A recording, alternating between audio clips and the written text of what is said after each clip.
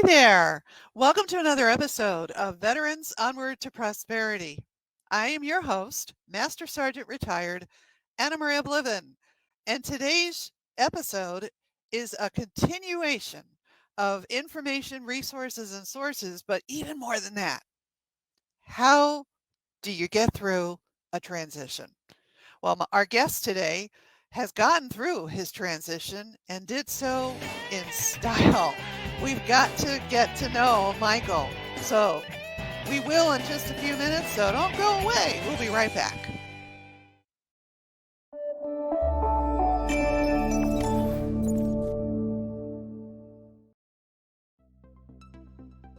Let me introduce you to Frank Sinclair. He has a business called Dream Again Business Consulting. Frank believes that you were put on this earth for a specific reason. It's his job to find out why. If we follow the natural course of your life and your story, it always leads to your purpose.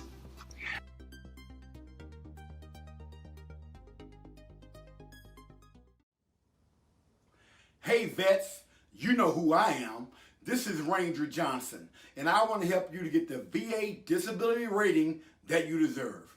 And if you want to know more about the Ranger method, please go to championsforveterans.com and schedule a free consultation now.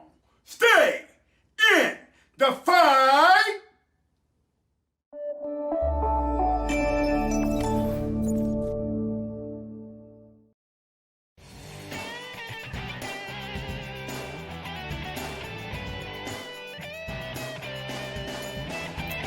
Hi, welcome back. I'm your host, Master Sergeant Retired Anna Maria Bliven on Veterans Onward to Prosperity, and today's guest is Michael Simon. Say hi, Mike. Hello, everybody. I just said that you were able to get through your transition. You were a signal sergeant, right? Correct. Yeah, what did you do exactly? Well, my job is I was in the Minnesota Army National Guard, and I call us all the regular Army in a sense. If I was deployed we're gone or activated for about a total of 2 years. We got extended our tour in Iraq.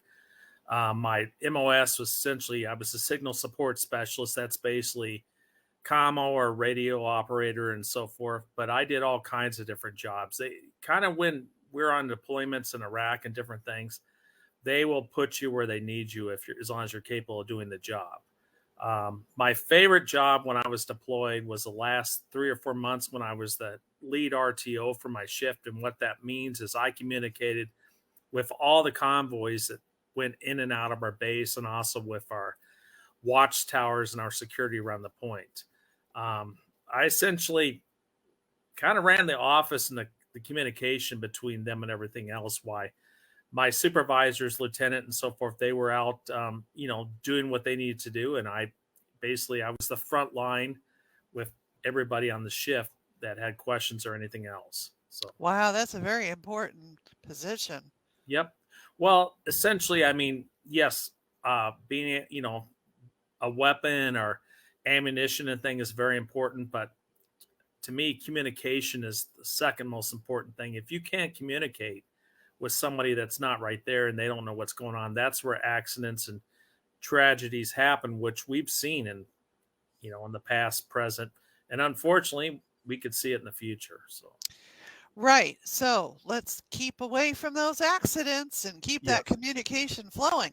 Basically, this is what you're still doing with your enterprise. I'm excited to talk about your enterprise. But before we get to that, let's turn the clock back to when you were putting your boots away and hanging up your uniform for the last time. okay. How did that go? Well, my story, maybe it's a little bit different. I joined the military a little later than the typical 18 to 20-year-old. I grew up in central Missouri, and back in the days, my parents kind of said, you got to go to university or college, or otherwise you might have limited options, which is fine.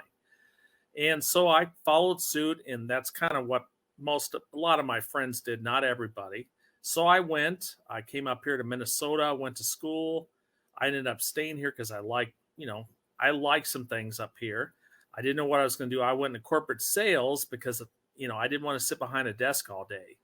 I did that until I got, a few years down the road. I decided to go get my master's because I'd spent a semester abroad. I love to travel and wanted to transfer some of my marketing and sales skills. And about the time I was finishing that, we had a little event called 9/11, which I think kind of like certain events, we all know exactly where we were when we became notified of something not so good was happening.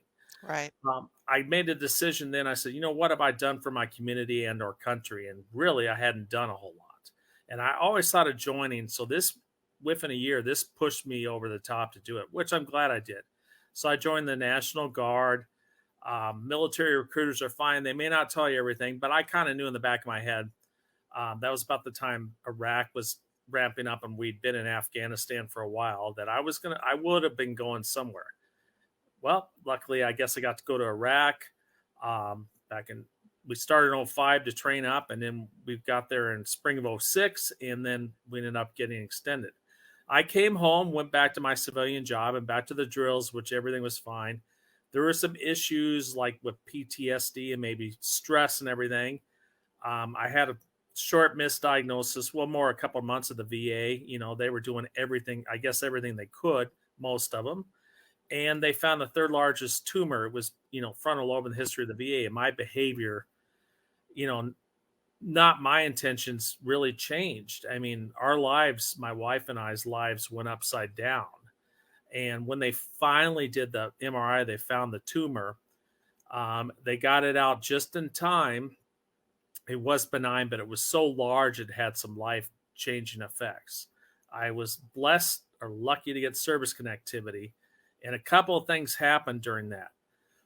One, my military career was pretty much over in a sense that I couldn't really get promoted or reclass because I wanted to do some other things because I wasn't deployable. So I kind of made a decision then and there. I said, I'll finish it until they get me medically retired by the some medical officer, but it's time to move on and do volunteer and advocacy stuff, in that sense. Mm-hmm. And then that time I also made another decision once I got service connected. I said, what? I played the corporate game for all these years in sales, which is fine.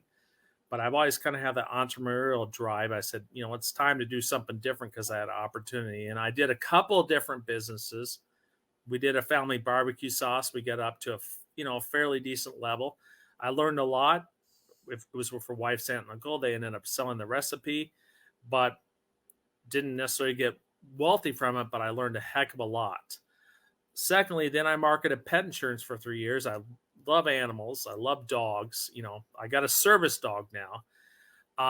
And that's where I built relationships with veterinary hospitals, why they should have their clients should have their pets insured. And so, because they would become their best clients, because it's not how much it's gonna to heal Fluffy, it's what can you do for Fluffy. I mean, they're like our children. They're part of the family. Oh yeah. So I did that, and right around the 3-year mark, which wasn't that long after we adopted our little girl, Kennedy, I had a breakthrough seizure, so I had to step down. And, again, no hard feelings, no burnt bridges, no nothing. It just, I couldn't fulfill the duties that was required. I mean, I was an independent contractor for a company. So I didn't know what I was going to do for a couple of years. I said, okay, I did consulting, did different odds and ends here and there. But I also started really focusing on my veterans advocacy and citizens with disabilities. It was volunteer, but it was some great experience. I contacted our state legislatures and everything. So I got to do a lot of that. I mean, I got a real passion. I mean, yeah, there's some things that, we've had to fight as a family for us, but there's a lot of other folks, veterans / citizens with disabilities that have a lot worse than we do. And so I was pretty darn passionate about that.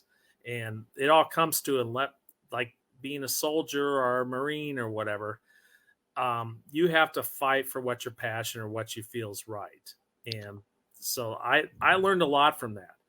Then a couple, years down the road, I had a buddy who just kept contacting me, an old coworker, and yeah, you got to take a look at this test-based nutrition thing. I said, no, I've done that, that the direct sales business in the past. I said, not interested. And finally, he was persistent, and it would have been nice to see him. So I sat on and had a cup of coffee with him, and he explained the program. And I said, okay, here's the deal. I will try the products, and if it works for me, then I'll look at becoming a partner, which is exactly what happened. Because it goes back to the barbecue sauce and the pet insurance. I mean, besides the family barbecue sauce recipe and the pet insurance, I will only market or sell somebody or consult on it if I have to believe in the product or service. Otherwise, it's impossible to do. And now that I've gotten a little bit older and wiser, I can tell when somebody doesn't believe in necessarily what they're doing. So that's how I got into this, because the product and the program has worked wonders for me, and I've seen it work wonders for other, and that's what I'm going to promote. How do I go it? And like I say, I'm only going to promote what I think's the best. Okay. Yeah. So we're interested to know a little bit more about the test-based nutrition, especially in the fact that we are in this pandemic period of time, and health is at the front of our minds, and very much a part of the days and times in which we live. But we're going to do that right after these messages. Absolutely.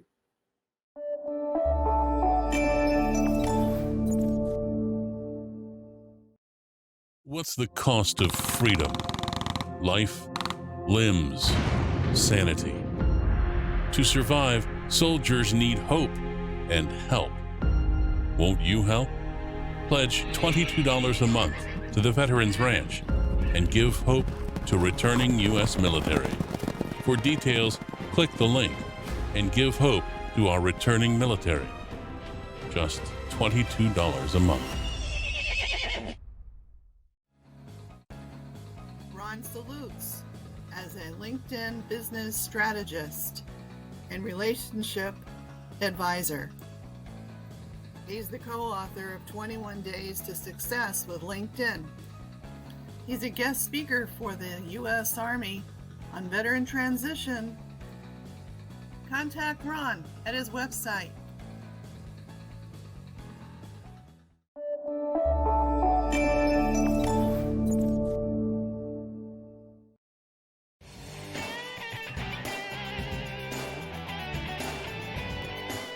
Hi, welcome back to Veterans Onward to Prosperity. I'm your host, Master Sergeant Retired Anna Maria Bliven. And on our virtual studio today, we have Michael Simon, and he has been sharing with us his journey in and out of the Minnesota Army National Guard. And I can relate to a lot of what he was talking about, because for a while in my Army career, I was also in the National Guard in 3 different states. It's a little different for us in the National Guard, though, because we are what's called weekend warriors. And he mentioned something about going to drill and then having his job. Well, when you are a weekend warrior, you are a part-time military servant. So being a part-time military servant means that you have to have a full-time job, your own business, a way to make a living. That's what's a little different for us in the National Guard.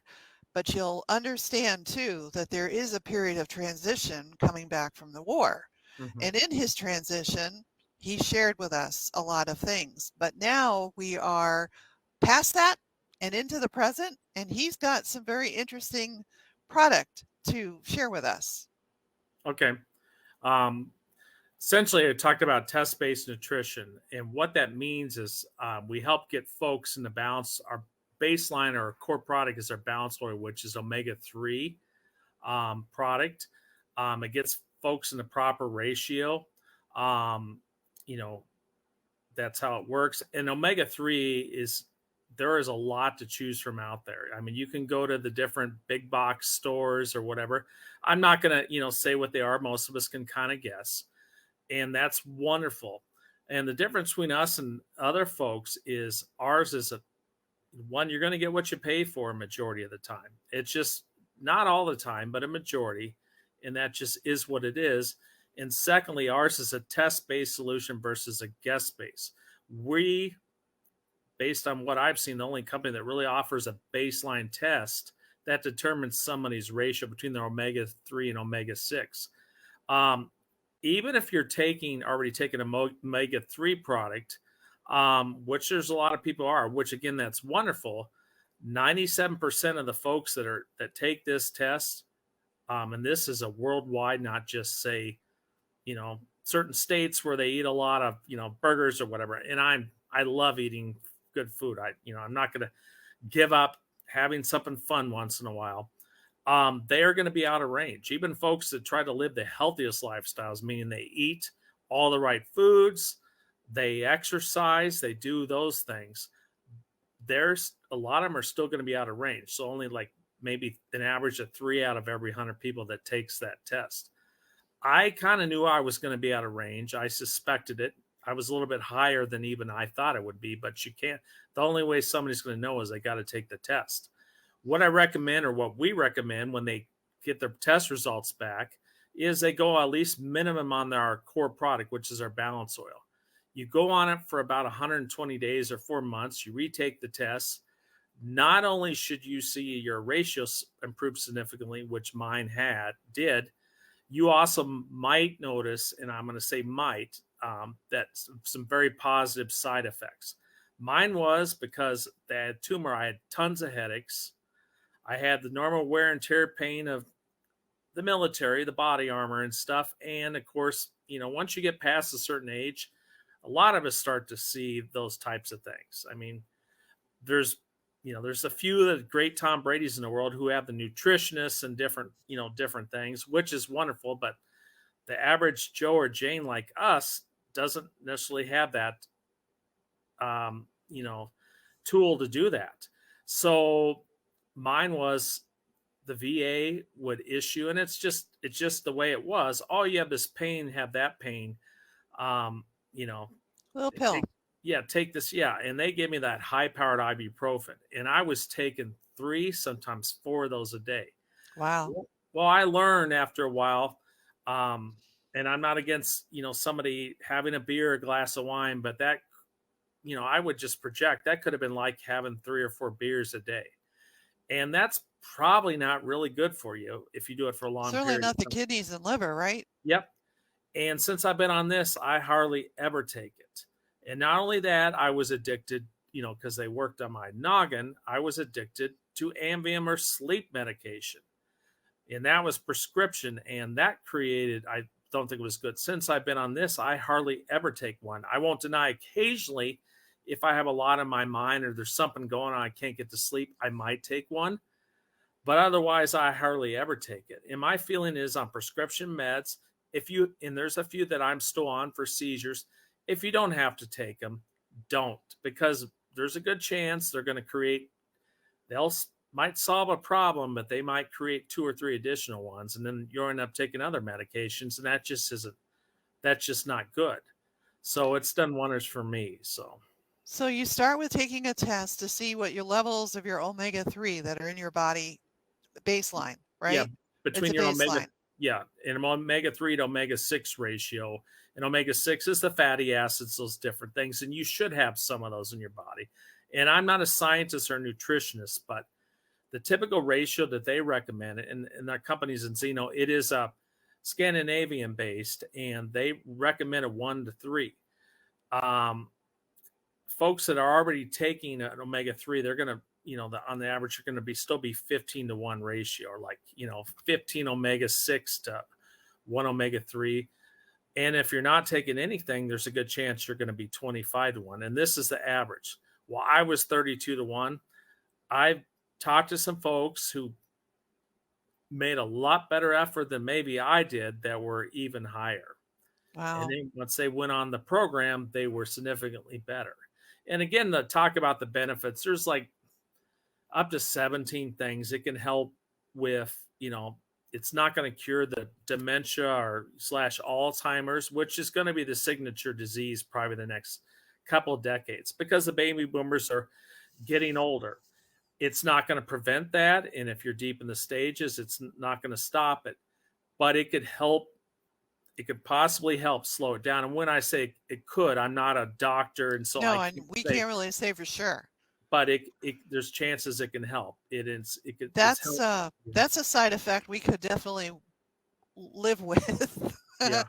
And actually not just live with, but seek after. I mean, I don't know about you, but I read some things about our generation and the fact that we had aluminum. We had aluminum pots, we had aluminum Yeah. cans, we had aluminum in our upbringing, and it's not serving us well mentally.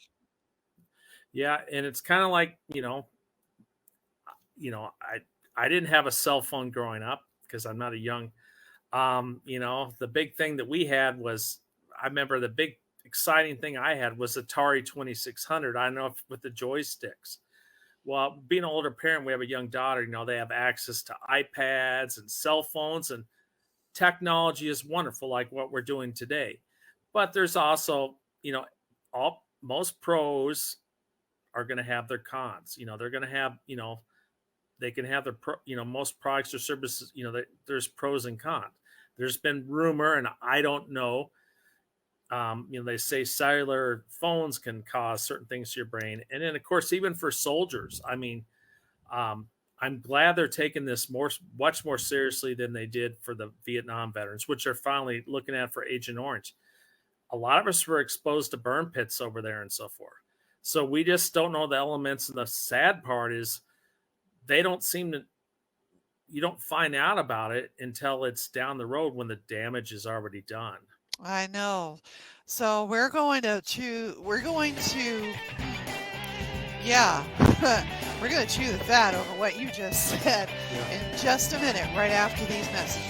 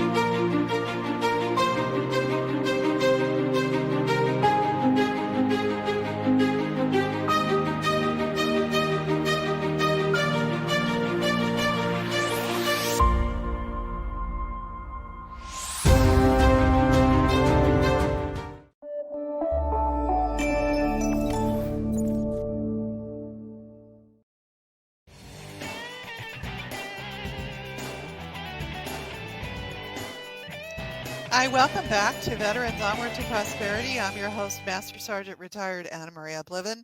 And I just used a terminology that I just realized may be what do you mean by chew the fat? Well, that's just that's from our generation, folks. It's like just saying, we're going to talk about that. And for a moment we are. And tell you what, being a veteran has got its pros and cons, just like what Michael said.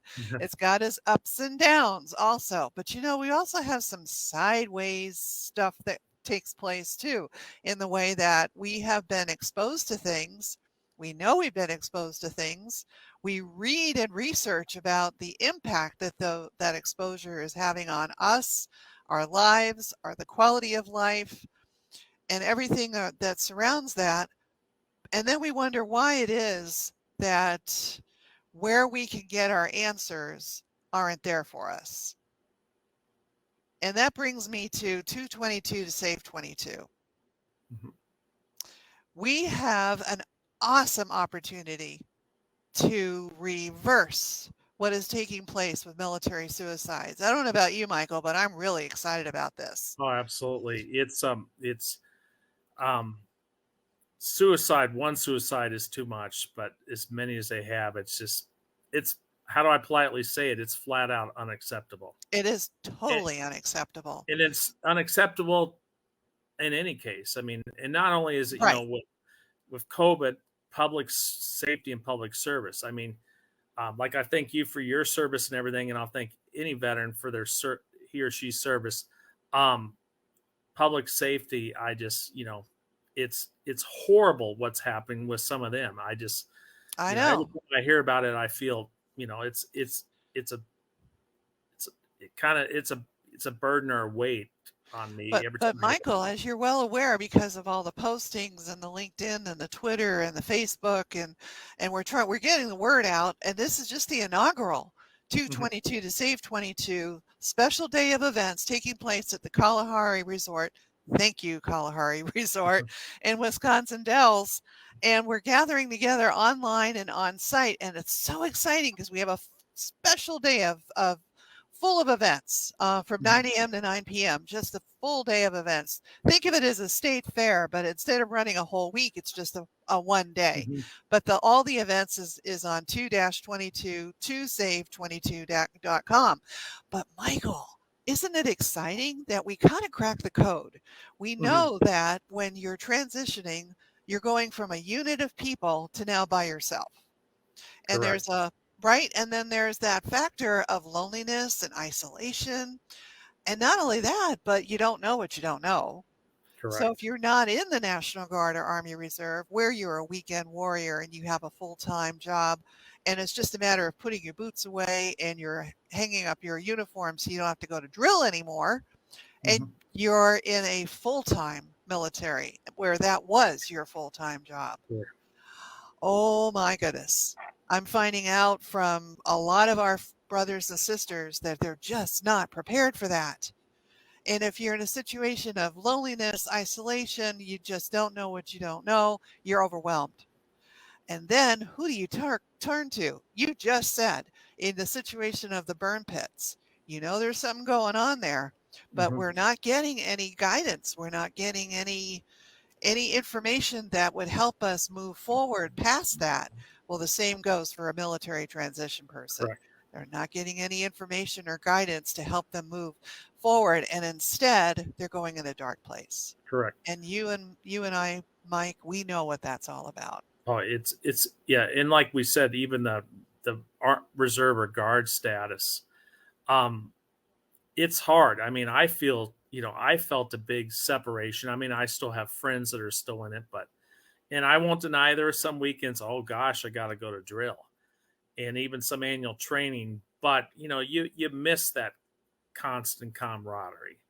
And that's why I moved into other events too, like, DEV Winter Sports Clinic. That's where I pulled me out of my funk when I got on skis again. And now I'm working on doing triathlons. I got to have the association with veterans. It doesn't matter what generation, what ethnic background, because we're all brothers and sisters from somebody else, but we all speak a common dialect. Yes. And you've got to have that connection, Yeah, that community.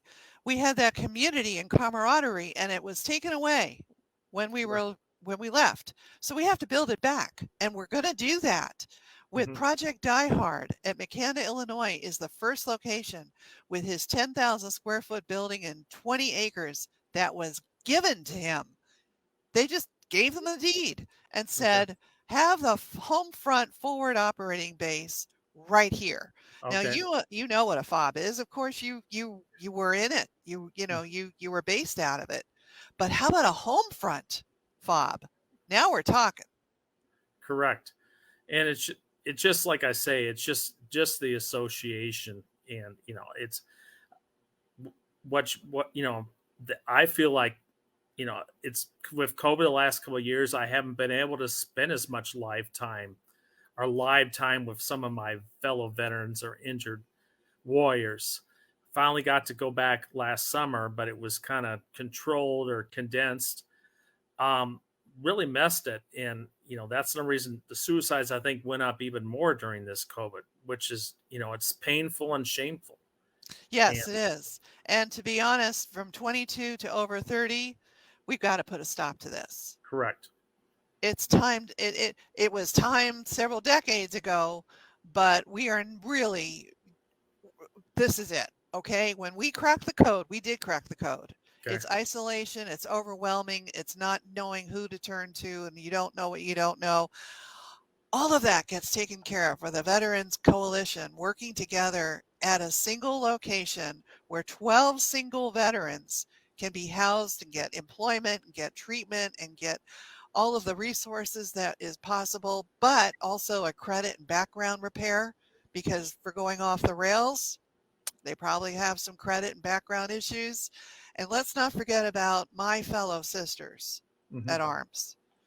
We also have some issues that need to be addressed, and it will be with the Veterans Coalition. I'm so excited that we are all playing in the same sandbox. Can you believe it? Yep. That is absolutely awesome. So 6 nonprofit organizations, veteran service nonprofit organizations, all playing in the same sandbox. well, and I refer my veteran friends or community, I refer it to, like I said, the DEV a couple of years ago when I was interviewed. I say, this is my family away from my family. Nothing against my family. I love my family. I love my wife. I love my daughter. Of course, I love my service dog and other, animals at home, but it's my family away from my family. If I feel the disconnect, it's not good. I need that, what do you call it, the recharge. And I will say one more thing about that. I mean, I went to school or went to college before, and yes, I made some good friends and I had some good times, but I feel much bigger connection with my veterans. I don't know how to describe it, but it is what it is. Well, we've got your back, and you got my back. I got your back, Mike, and you can feel that, and I can feel that you got my back too. And I'm sorry, but that's a community where I think that's unique. Correct. Oh my goodness, I'm so glad that we've had this opportunity to finally get together. I know we've been kind of two ships passing in the night because of your schedule and my schedule, but we made it.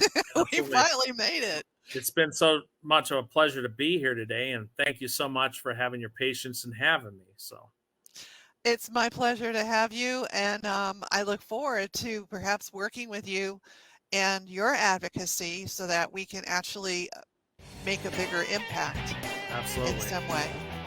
Well, thank you for being on here, and in just a few moments, I shall wrap up this episode. Don't go away. I'll be right back.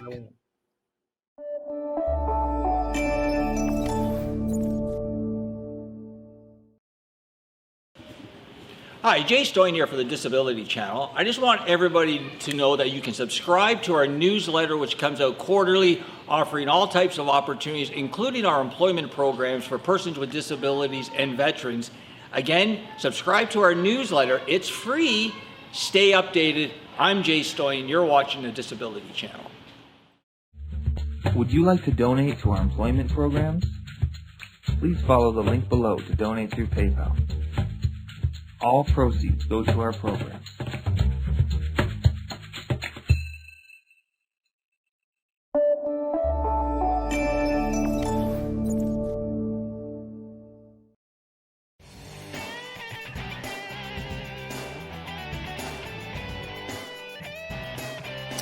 You know, I am so happy that you started to realize as we were talking, as Michael and I were talking, that there are problems with transitioning, but there's also a solution.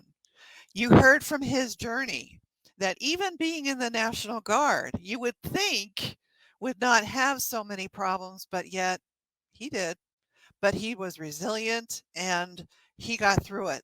We know, sad but true, that a lot of our military brothers and sisters at arms are not that resilient. They get into that transitioning funk and they go into a dark place. Well, we want to prevent that. Michael's a veterans advocate. I've turned into a veterans advocate along with 5 other veteran organizations, and we're all advocating for and we're fighting a new battle for the lives of our brothers and sisters at arms.